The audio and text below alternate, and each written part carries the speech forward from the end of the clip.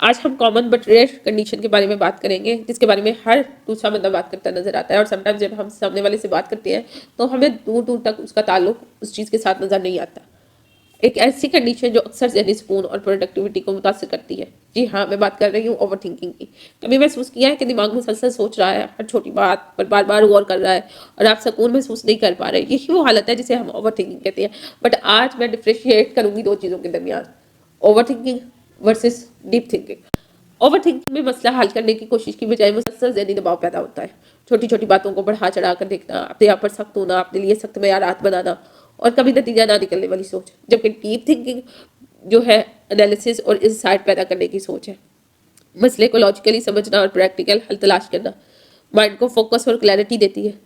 Deep thinking आपके IQ और intelligence के लिए फ़ायदेमंद होती है। ओवर थिंकिंग सिर्फ एनर्जी ड्रेन करती है।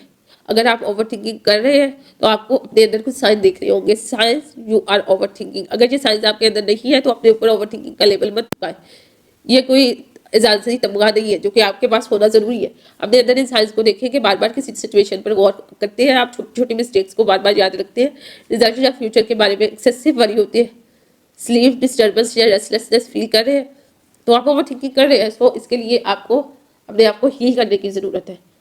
आपने कभी देखा है कि why intelligent mind suffer more? Intelligent mind क्यों ज़्यादा सफ़र करती है?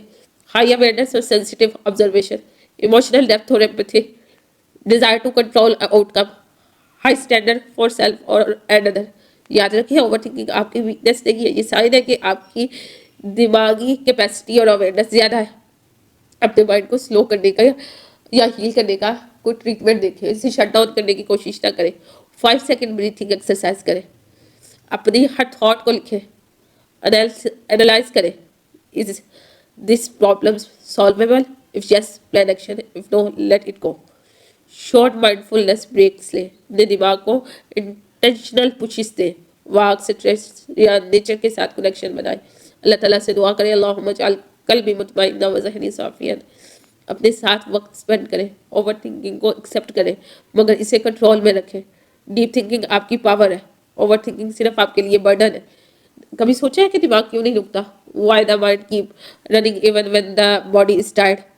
क्या कभी ऐसा हुआ है कि जिस्म थका हुआ है लेकिन दिमाग कहता है नहीं, अभी सोचना बाकी है?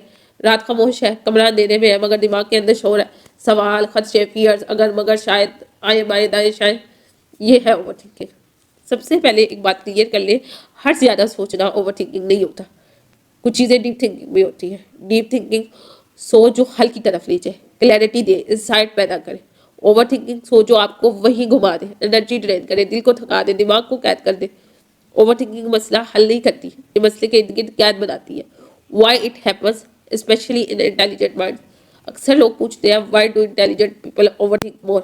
वो पॉसिबिलिटीज़ को ज़्यादा देखते हैं डियर, वो जज्बात की गहराई में जाते हैं, वो रिस्पॉन्सिबिलिटीज़ को दिल पर ले लेते हैं और वो खुद पर सख्त सवाल करते हैं, उनके बयारात सख्त होते हैं। याद रखें, आप टूटे हुए नहीं हैं, your mind is tired. Reality check करें, ओवर थिंकिंग आपकी कमजोरी नहीं है, ये इस बात की अलामत है कि आपका दिमाग आइडियल नहीं रहता।